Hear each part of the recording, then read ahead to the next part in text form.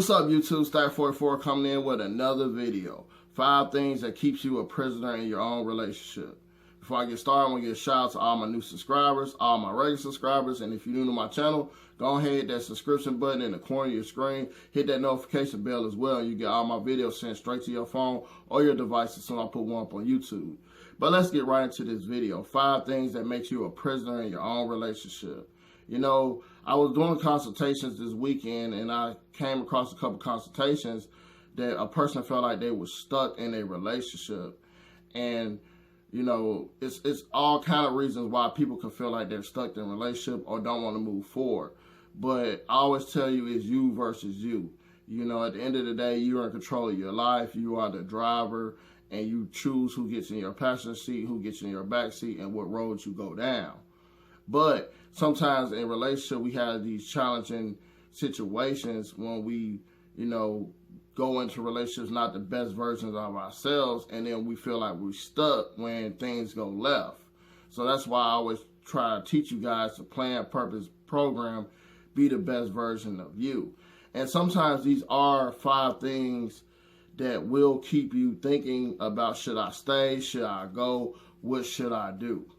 But we're going to get to these 5 things, and I'm going to start always to number 1 to number 5 that actually keep people in a relationship.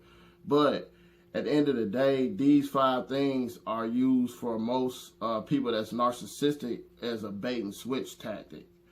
So number 1, the number 1 reason that can make you a prisoner in your relationship is your children.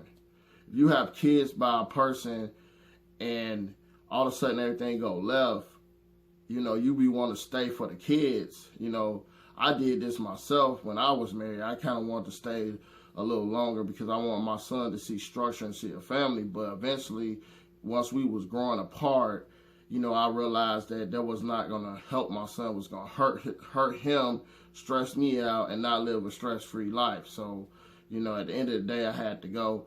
But a lot of you guys are staying in a relationship for the kids or try to, you know, want to see the structure. But at the end of the day, you have to realize that the kids to see something that's toxic, they're going to grow up into a toxic relationship as well. So if I was you and you're in a bad relationship right now and you got kids involved, learn how to use the kids, or not use the kids, but look at the kids as this is like our business. We have to be cordial towards the business, and that's it. Move on, go on with your life. Number 2, money. Now, a lot of women fall short for this. They get with a guy that leads with his wallet, and they find out later down the line he led with his wallet with her to be the main chick, but then on the side he got a side chick he leading with his wallet with as well. And sometimes women want the guy with all the attributes of the nice home, the flashy bank account, the flashy car. But it's a price to pay with that, even when they deal with drug dealers or whatever, or guys with money. If this guy is not on his purpose and he's basically just having money and success, eventually he's going to play you as a fool. And a lot of women don't understand it, or vice versa. A lot of women bait men in with money and try to control them. So make sure you have your own money.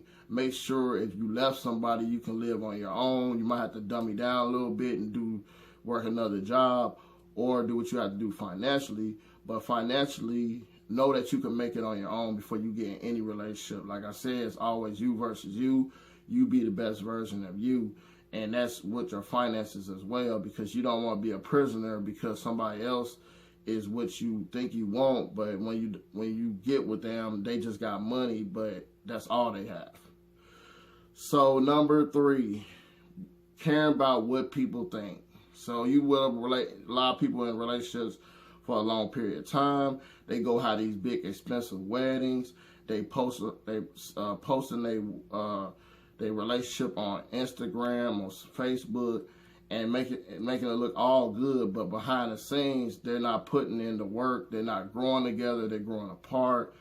And when you're growing apart from a person and things are not working and you caring about what people think, a lot of people that weighs in with a lot of people's situation is to be like, you put on this, you know, this mask for society that everything's good in your relationship, and you see all these other people that's single that's your friends, and you don't want to go around that road, and you live in a lie for what people think, and that's what you should not do. You know, always be best version of you. People gonna love you for who you are. Live in your truth. So with that being said, is don't care about what people think. Just move on from whatever the situation is, and people gonna say things about you if you're doing good or bad or whatever. You'll find that out when you elevate. Number 4, spiritual disconnection. You know, sometimes we take this one for a team. We meet a person that looks, you know, real attractive, but they don't have a spiritual side, and we think we could take them to the water and make them drink. If you're a Christian, or this person have a different spiritual belief than you, and you have a different spiritual belief than them, it shouldn't even get a start to a relationship. But unfortunately, a lot of people get in relationships, and somebody may be real spiritual connected with God, and the person that they with, they feel like I said, they feel like they could bring them along, and it just doesn't work out. So eventually, if your spiritual is going one way and the other person's spiritual is going the other way, eventually you guys are going to grow apart and grow away from each other. So make sure your spiritual is growing together, and then things will stay glued together. Number 5, a lot of people use this because it's vanity, is sex, your sex life. A lot of women and men use this as a bait and switch tactic. They give you great sex, you know, great personality and everything, and then once you say I do, or you make that commitment that you guys living together, you guys got expenses together, then they stop coming off the sex, or stop giving you the sex, or they stop working on themselves. It's just like if a guy was in, I won't say but if a guy was in a relationship and all of a sudden he hitting the gym, you know, he's got his good energy, and then all of a sudden he gets in a relationship and get comfortable, he stopped hitting the gym and started lacking in the bedroom. And then, you know, a woman looking at him like, you don't even last longer than 10 minutes now. So, you know, sex sometimes, you know, it shouldn't be all about sex, but sex is like the icing on the cake.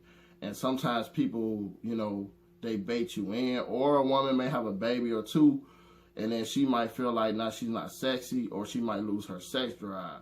But at that point, that's when counseling come along, or you guys have to come together and understand what each other's needs are, and understand that over the years things will change. But sex is sometimes a big thing, because when you're used to getting it one way and all of a sudden you don't get it at all, then unfortunately sometimes you feel like a prisoner.